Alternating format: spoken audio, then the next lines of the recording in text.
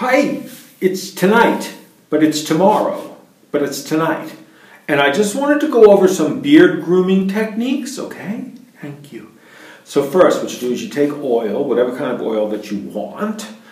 I make my own, grapeseed, olive, coconut. And you get it into the skin so that it gets nice and soft. And the skin gets nice and healthy. And then you get the stuff all in there. Yes.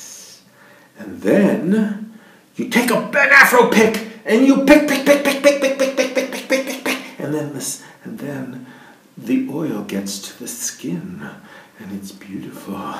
Yes. And then you take a shower and you wash it out with mild soap. And then you put living hair from Body Deli conditioner, and your beard is really nice. Hey, it's tomorrow, but it's not. It's tonight. I have no idea what it is.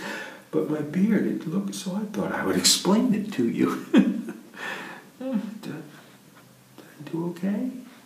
I tried.